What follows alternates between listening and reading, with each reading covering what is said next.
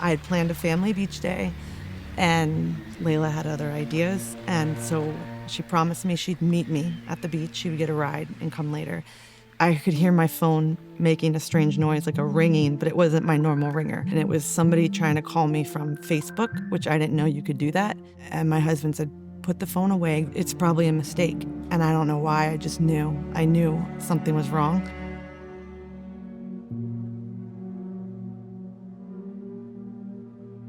Layla is Layla. She's her own person. She's so unique. She has so much about her that everyone loves. Since she was little, little girls, what do you want to be when you grow up? And they say ballerina or like teacher. Since she could talk, it was, I'm going to be a businesswoman. It was always a businesswoman. And you'd say, what business? I don't know, I just want to be in charge.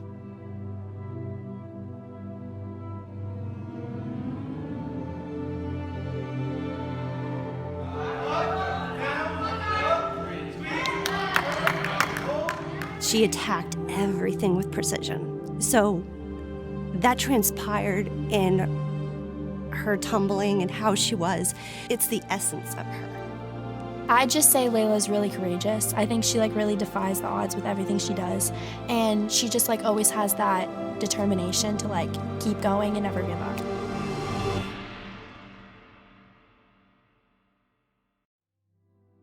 So I immediately called her and she didn't answer. And then I texted her, she didn't answer. And that didn't happen with Layla. Like that, she never ignored my calls. So I opened the Life 360, the tracking app, and I could see where she was. And she was very close to where she was supposed to be, the home that she had spent the night in. And I coincidentally knew somebody who lived closer to that spot. So I texted him and said, can you do me a favor and open your door and tell my daughter to answer her phone immediately? And he called me and said, just relax. She's probably watching the big ATV accident that just happened down the street. And I knew it was her. When someone calls 911, it goes to our dispatch center first, and the dispatchers are really good at their job. I happen to know who the dispatcher is, and that dispatcher is usually very cool, calm, collected. And they were still on the phone with whoever was the 911 caller, and I could tell in her voice that it was a little bit more serious than just the run-of-the-mill accident that we would go to. I was the first one there, and it was, just as bad as everything that I had anticipated. I didn't think anything like this even existed or was possible, so we walked into our own nightmare. There was a lot of begging, a lot of begging of come back to us, stay alive, come back to us. I can remember my daughter Caitlin looked at me and she was like, Mom, you don't know Layla. You don't know Layla. And I was like, but sometimes, and she goes, nope. It's not gonna happen. She's too much of a fighter. And I promise you that. And I look forward to telling you, you were wrong. And I said, I hope you get to tell me that.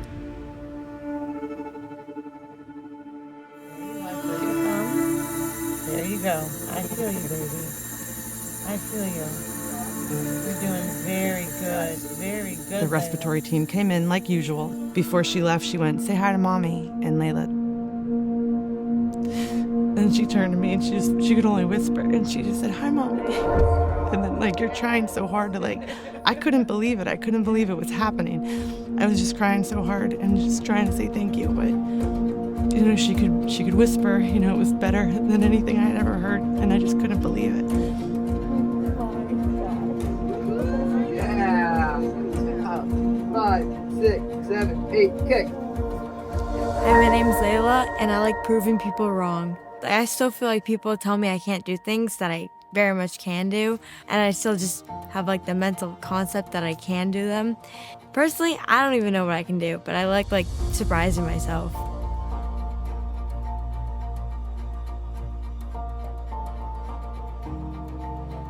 There's a team of doctors that goes into something like this, and everybody had suggested and all agreed it was probably best for her to wait to go back to school, possibly even maybe skip a year and jump in the next year. And she just wasn't hearing it, and she wasn't having it. And she's hard to argue with, she'll beat you with persistence.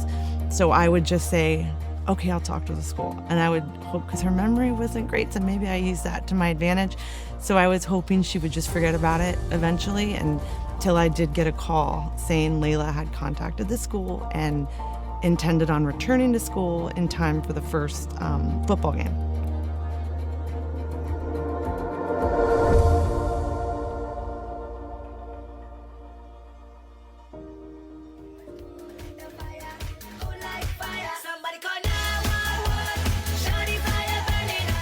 At the 1-year anniversary, Layla provided lunch to all the fire stations in Palm Beach County, not just the ones that were on her call, but all of them. And I got to be there. I surprised her. She said I'm her bestie, which is awesome because I don't think I'm anybody's bestie.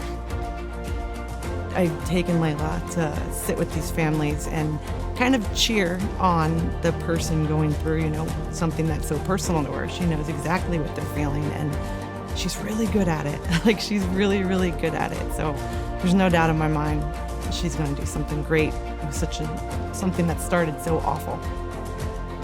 Well, I loved occupational therapy. I feel like that just planted seeds, making me want to be able to do that. And I saw the way they helped me recover, and I was like, I would love to do this. I want to help other people recover in the exact same way, if not more. She knows what people are capable of, so she kind of cheerleader is a great word for it. It's just ironic that she's also a cheerleader. She will cheer you on. I think most people appreciate it, that she's living proof.